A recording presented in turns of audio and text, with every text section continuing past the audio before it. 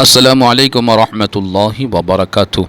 मौजूद सामीईन व नाज़रीन, आप सभी हज़रात जानते हैं कि देश के अंदर क्या हालात हैं और इस वक्त वक्फ़ बिल जो पास किया गया है गवर्नमेंट की तरफ से, उसको लेकर क्या हालात हैं। मुसलमान नाराज़ हैं और जगह जगह पर जो है मुसलमान उसके ख़िलाफ़ एहतजाज कर रहे हैं। इस बिल को वापस करने की पूरी कोशिश कर रहे हैं कि इसे वापस लिया जाए, इस बिल को रिजेक्ट किया जाए।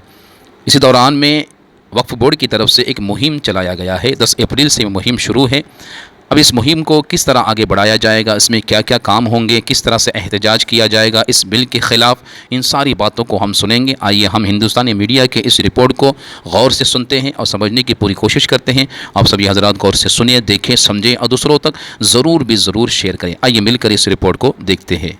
एक्ट जो है वो लागू कर दिया गया है देश में, कानून जो है इस देश में लागू हो गया है। इसके बाद लोग इस इंतजार में थे कि आखिरकार इसके बाद मिली तंजीमें क्या करेगी, आखिरकार जो मुस्लिम संगठन है वह क्या फैसला लेगा। इस बीच आपको बता दें कि मुस्लिम संगठन ने बड़ा फैसला ले लिया है और देश में एक बड़े आंदोलन की बात कर दी है। और सीधे तौर पर हम आपको बता दें, कल यानी कि 10 तारीख से इस देश में एक बहुत बड़े आंदोलन का आगाज होने वाला है। और यह आंदोलन कोई छोटे लेवल का नहीं होगा या कुछ दिनों का नहीं होगा, बल्कि महीनों तक यह आंदोलन चलेगा। जी हाँ, इस पूरे मामले को लेकर के all India Muslim personal law board ने जो जानकारी दी है वो हम आपको साझा करेंगे और हमें उम्मीद है कि आप इस वीडियो को दूसरों तक शेयर करेंगे ताकि उनको ये तमाम जानकारी पहुंच जाए। किस तरीके से जानकारी दी गई है, हम इस पूरे लेटर पैड को नहीं पढ़ करके कुछ अहम बातें जो है उसमें आपको बताएंगे और तमाम चीजें आपको जानकारी देंगे कि आखिरकार पूरा मामला क्या है। देखिए, all India Muslim personal law board ने सीधे तौर पर इस पूरे मामले को लेकर के ये कहा है कि वक्फ कानून में जो तरमीमात की गई है उस पर वक्फ बचाओ मुहिम की शुरुआत 10 अप्रैल से 7 जुलाई तक, अप्रैल के बाद मई के बाद जून, उसके बाद जुलाई। आप देखिए किस तरीके से अप्रैल, मई, जून, जुलाई यानी कि महीनों तक यह प्रोटेस्ट चलने वाला है। मरकजी हुकूमत की जानिब से जो कानून लागू किया गया है उस पर यह कहा गया है कि हम इस तहरीक का पहला मरहला, अच्छा यह एक पहला मरहला होगा यानी कि फर्स्ट स्टेप है। इसके बाद और भी कई तरीके होंगे और फर्स्ट स्टेप में 10 अप्रैल से शुरू होकर के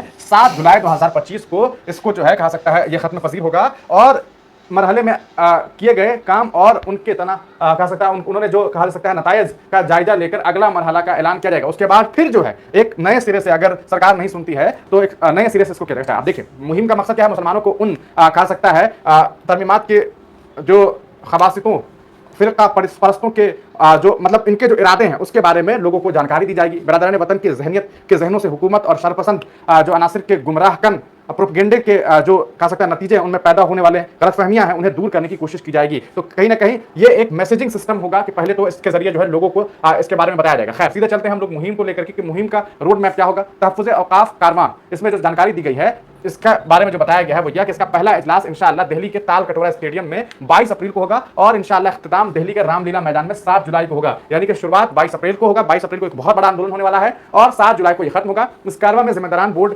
अहम दीनी व मिली तंजीमों के रहनुमा और बिरादरान वतन के अहम शख्सियात शामिल होंगे। जिस शहर से यह कारवां गुजरेगा वहां एक जलसे आम का एहतमाम किया जाएगा। बिरादरान वतन के तमाम अलहदा से नशिस्तें रखी जाएंगी और प्रेस कॉन्फ्रेंस का भी एहतमाम किया जाएगा। रियासती सतहों पर पुरअमन धरने का जो है एहतमाम किया जाएगा। ये बातें कही गई। अच्छा आप देखिए, हालात को पेश नजर रखकर रियासत की राजधानी या किसी बड़े शहर में किसी मुनासिब मकाम पर रियासती सतह के मुस्लिम क़यादत धरना और गिरफ्तारी देंगे। अच्छा गिरफ्तारी यानी कि जो आप अरेस्टिंग जिसे कहते हैं तो अरेस्टिंग भी दी जाएगी। यह जेल भरो आंदोलन की तरह भी होगा।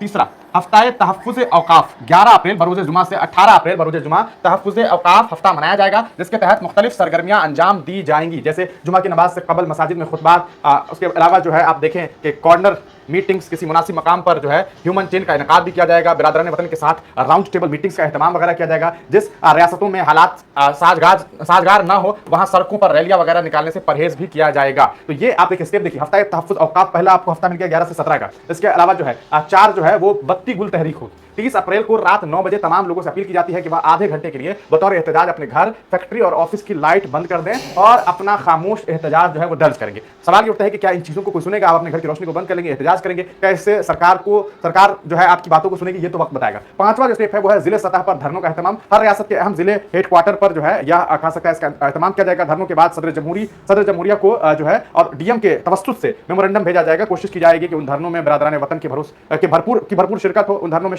कहा सकता है शिरका के हाथों में प्ले कार्ड्स होंगे जिसमें मुतालबा किया जाएगा। तो यकीनन ये बात कही जा सकती है कि इसमें ये कोशिश होगी। अच्छा देखिए, छठा, बड़े शहरों में प्रेस कॉन्फ्रेंस का इनेकाद किया जाएगा। मुल्क के 50 बड़े शहरों में ये सब कुछ किया जाएगा, जिसमें दिल्ली, लखनऊ, कानपुर, मुरादाबाद, जयपुर और पटना वगैरह की जानकारी दी गई है, मुंबई वगैरह की। 7वां देखिए, बिरादरान वतन के साथ राउंड टेबल मीटिंग का इनेकाद किया जाएगा। बड़े शहरों में बिरादरान वतन के साथ राउंड टेबल मीटिंग का इनेकाद किया जाएगा ताकि हुकूमत और फिरका परस्तों की तरफ से जो वक्फ इमलाक, वक्फ बोर्ड और वक्फ ट्रिब्यूनल के मुतालिक जहर जो प्रोपेगेंडा फैलाए गए हैं, जहरीले प्रोपेगेंडा, उस पर गलतफहमियों को दूर किया सके। 8वां, प्रिंट मीडिया, इलेक्ट्रॉनिक मीडिया और सोशल मीडिया का इस्तेमाल किया जाएगा। इस मुहिम के दौरान मीडिया का भी भरपूर इस्तेमाल किया जाएगा। प्रिंट प्रिंट मीडिया पर अंग्रेजी, हिंदी और उर्दू जबान के अलावा इलाकाई जबानों में भी वक्फ तमीमात के जरिए वक्फ कानून के साथ जो छेड़छाड़ की गई है उससे अवकाफी अमलाक और वक्फ बोर्ड व सेंट्रल वक्फ काउंसिल की कारकर्दगी पर जो कह सकते हैं चोट पहुंचेगी, उसके बारे में तमाम जानकारी जो है कहीं न कहीं साझा की जाएगी। खातीन के जरिए मुहिम कोशिश की जाएगी कि इस मामले में तमाम जो खातीन का भरपूर कह सकता के हेल्प से जो है प्रोटेस्ट का आयोजन किया जाए, तो महिलाओं को भी आगे रखने की कोशिश की जाएगी। दसवीं बात जो कही गई है वो यह कि दूसरे मजहबी औकाफ के